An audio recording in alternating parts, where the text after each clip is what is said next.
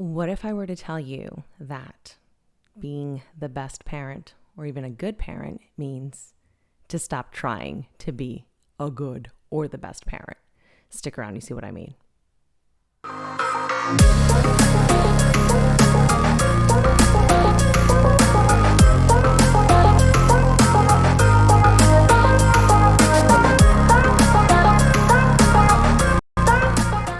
Oh, Jen, why do you look so different from the trailer teaser that we just watched? I'll tell you why. Because when I filmed that, I totally believed that my camera was capturing it and that the computer would save it, but that wasn't the case. And I was too upset to try to jump back on and remember all the things that I had said. So I figured I may as well just start from scratch because I didn't remember everything I said anyways. So I wasn't going to piece it together the way that I did originally, and that's fine. This isn't the first time that something like this happens to me. It happens a lot when I'm boxering and I'm saying all these things and I'm like, wow, they're so profound. Like, this is amazing. I'm sharing this with my friend. And then like 5 minutes later, they're like, yeah, we didn't hear anything. I'm like, well, it was too good. You're welcome, universe. That's for you. Anywho, I wanted to share with you the unpacking, if you will, of the trauma that I had experienced with my kids a few weekends ago. Admittedly, I was not on last week because we had some lifelike interruptions, which is fine, has happened. And if you are a new viewer here or a veteran, you know that we go with the flow. And sometimes when episodes don't get recorded, I don't kill myself to try to make them happen. They're just not meant to be, much like the episode from before. I just pick up from where I was and keep moving. And that's what we're doing right now. So last weekend we didn't get to record, and that's fine. Um, it was really for my benefit, actually, because then I had more time to really unpack the things that had happened before and to have a more well thought out way of expressing what I wanted to express. I had a situation happen with my kids, and it was scary and it was traumatizing for me. And unpacking all those emotions and going through all the things that happened, that could have happened, that didn't happen, I processed the emotions in between. There was the time immediately after where I felt really irritated. I was upset. I was frustrated. I was sad. I cried. And as we're rolling through all the emotions, the thing that kept coming up to me, or at least for me at that time, was, you know, it's okay, right? The worst didn't happen. Um, and that undue pressure that we put on ourselves, much like I had mentioned in the previous episode, sometimes become more detrimental than the things that actually happen, right? The expectation of what we want, what it looks like, how it should look like, how other people should validate it, makes it feel a lot heavier than it actually is or than it should be. And I will address what happened so that you guys understand the roller coaster of emotions that I went through. But while I was processing it, it came to my mind the question of, why do we want to be the best parents? Why do I want to be the best mom to my kids? My husband aspires to be the best, right? We all want to improve, which is great. And for me, at least with my ADHD brain, there's no in between. I can't just be a good enough mom. I can't be okay, well, it's fine, mom, right? At least in my mind, right? So my mind is like, I want to be the best. Like, if there's, whoever's at the top, I'm going to be better than them, right? And I think that as parents, it really does a disservice to us because now, one, the focus on our parenting is on the effort of our parenting and not on the result. And two, we show our children that their opinion, in general, the opinions of others, is much more important than making do with what we have, which is abundance, right? We have more than enough of what we need. We have everything that we need, right? The getup that I have for this episode, I, wanted to sit somewhere comfortable. I wanted to really be in my element because it felt like a heavy thing for me to process, but I have to put, a pillow up here because I don't have a curtain, etc. Right? Everything kind of just is what it is, but I'm making do with what I have. And I think that taking those two things into consideration, it dawned on me that I actually don't want to be the very best mom. And I don't want for anybody to feel that that is what they should want or should continue to want. So for those parents who are conscious, who are aware, who are looking at different ways to raise your kids, like applause to you because you're already a step ahead in analyzing how you parent and thinking of different ways that you can change that impact for the better for your kids. Um, so I realized at that moment when I had cried, taken a shower, journaled, did all the things, processed the emotion that I'm doing okay. Our kids are okay. We're fine. Um, and not like we're fine, like in a neurotic, like no, like we're really fine. And it gave me pause to not want to keep subscribing to that mentality, to not want to keep aspiring to this, capital B best, this objective truth that's out of there, because out of us, the truth is there isn't one way to parent. There isn't one way to real estate. There isn't really one way to do anything. And if there were, then that would be the only way that anybody could. Even with parenting books, when, for those parents who have the books, who are on the Reddits, on the YouTube, looking at the reels, the TikToks, the Twitters, just on endless forums and have access to information like we've never had. The intention to going to those resources is inherently good. You're looking for, something to improve or another resource to inform how you're doing your duties as a parent. But I think then it becomes a vacuum and it sucks us in, and other people's recommendations on our lives are just recommendations and they're not truth. Um, so much to the point that we look for that external validation for like somebody else to tell us that we're doing such a great job. We're really such a great mom because of X, Y, and Z. Or even our kids when they call us the best, right? Like those are always with hidden intentions. You might be the best because you gave them gummy bears that day. That definition, that word, I think has such a layered and interwoven connotation and context in how we use it in our lives, that if you want to measure your parenting that way, I would say don't, right? Don't focus on that effort. Don't focus on that trying. Don't focus on that pedestaling, on that, becoming this standard that might be inattainable and unreachable for the people around you. And then think about what that does to your kids. It puts you out of reach for them, and it puts your innermost child and your inner child out of reach for yourself as well.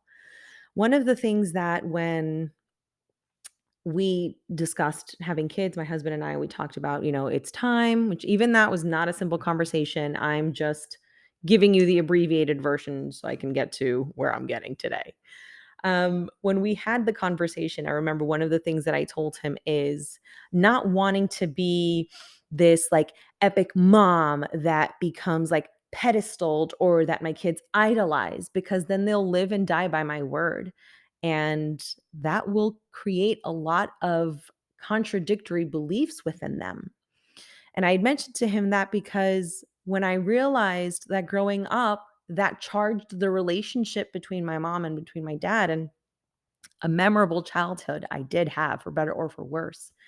It was in that unpacking of that relationship and in that removing them of being this like perfect, all knowing, I have to aspire to be.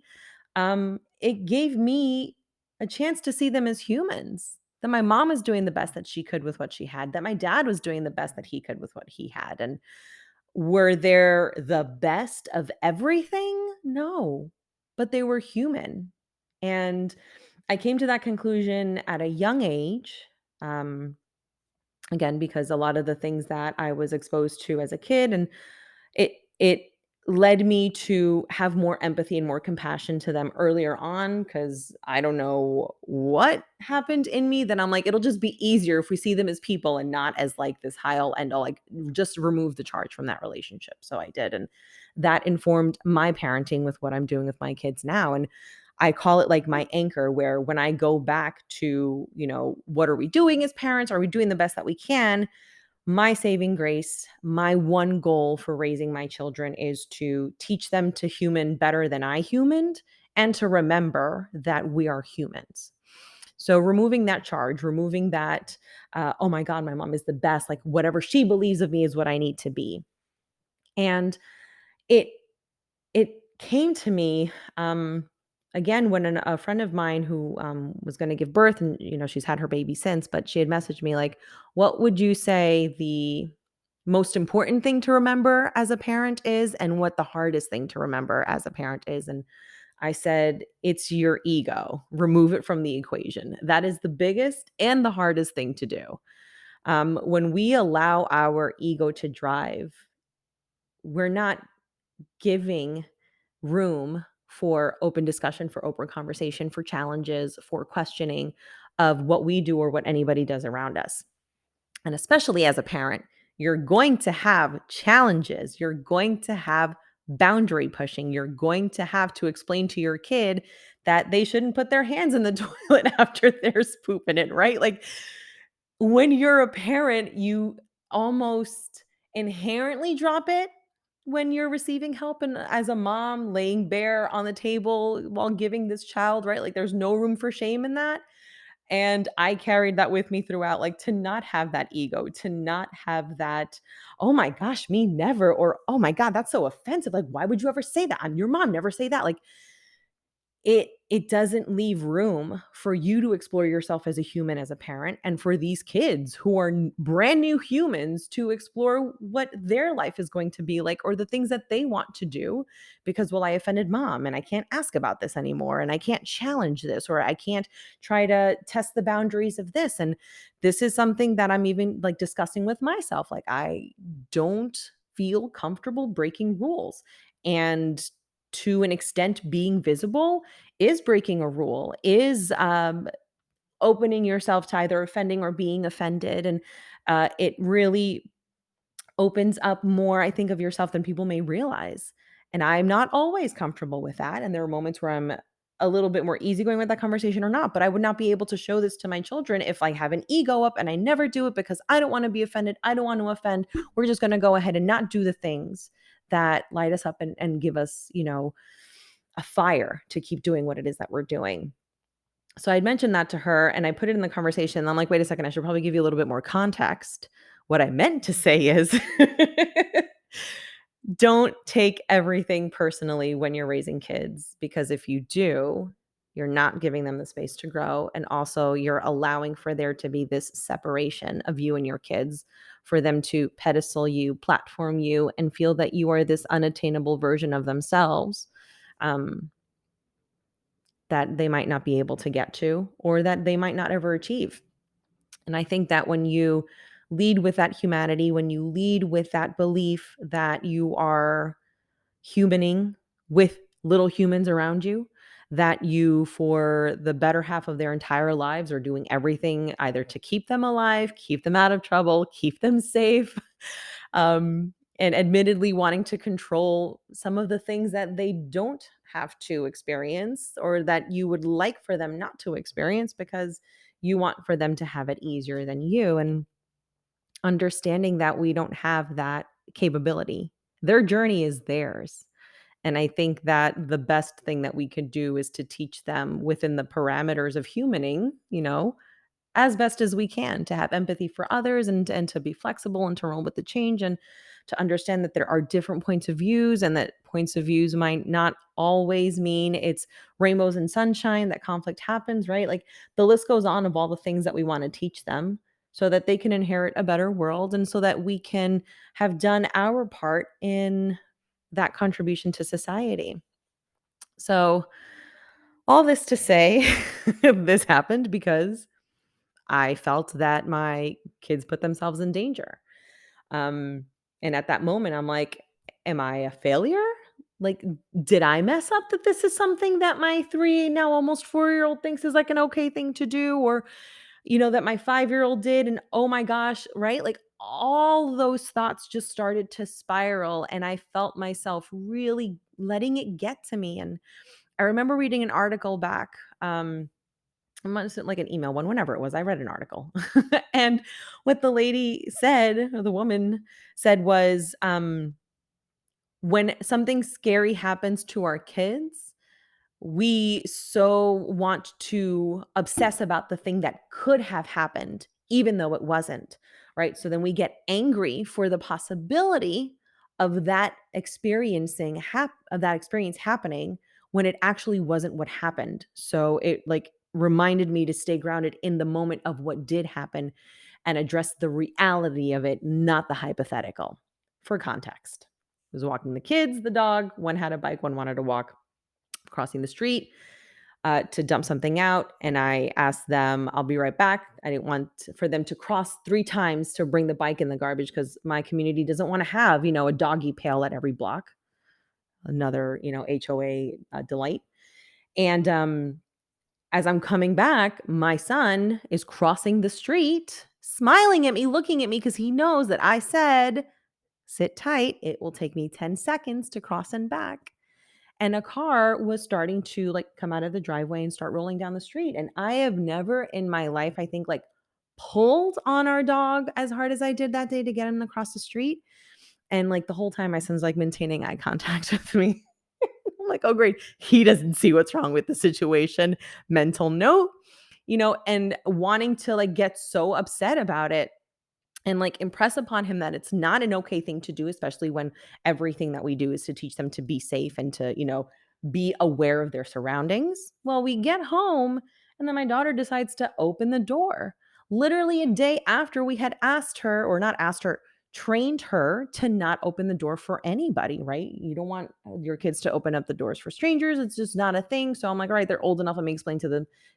And she just opens the door and the dog runs out. And I'm like, oh my gosh, it's not even 11 o'clock on this Sunday morning yet. My nerves were completely shot. And I felt like I didn't have a moment to react. So like I addressed whatever was in front of me. And when I had the time and the space to explain to them why I reacted, angrily, because I did raise my voice, why I was upset, and I started to cry because I was telling them, like, I was scared. At that moment, I couldn't predict what would have happened. And I had no control over, the car coming or the dog leaving. Those things were out of my hand. And I, was upset. I cried. I cried in front of them. They were upset when they saw me upset. And I think like they understood the severity of it. Um, but in that moment, I so just wanted to like shake them, but also hug them and also like lock the doors and never leave the house. And none of that is realistic. It just isn't. We can't control every aspect of their journey and even aspects of ours we can't. So we do with what we have. But I took that moment as a learning opportunity. Like, hey, this is why we always talk about being safe. It did not happen, but this is what could.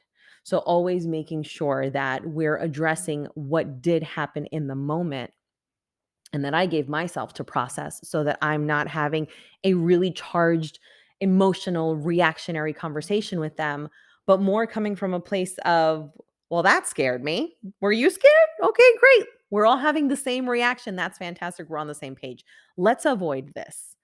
Um, and if I were an ego informed parent, let's say, I would have not let them see me vulnerable. I would have said, you can't cross the street because I said so. Or are you an idiot? What's wrong with you? Like X, Y, and Z could have happened because it's a reflection of me. And what were you thinking? Right. And that's not the conversation that we had. And I didn't hide my emotions from them either because I'm a human and because I want them to know I'm doing the best that I can. And that's all that there is to it.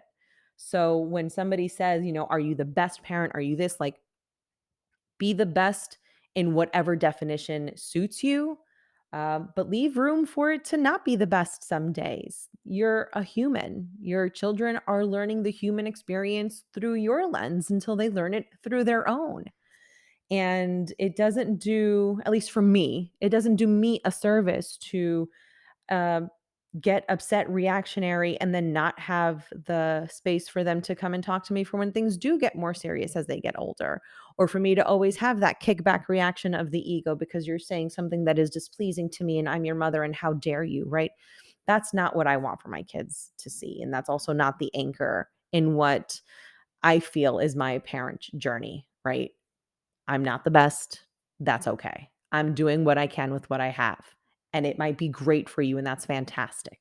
It might not be great for you, and that's also fantastic because that's just going to inform you of what are your preferences in life. How can you get your needs met if they haven't been already met? And I think that this is also a conversation that we can have with ourselves, with our partners, right? What are the needs that we need that we're not asking for, that we're not accepting, that we're not allowing to reach us where we are in our life?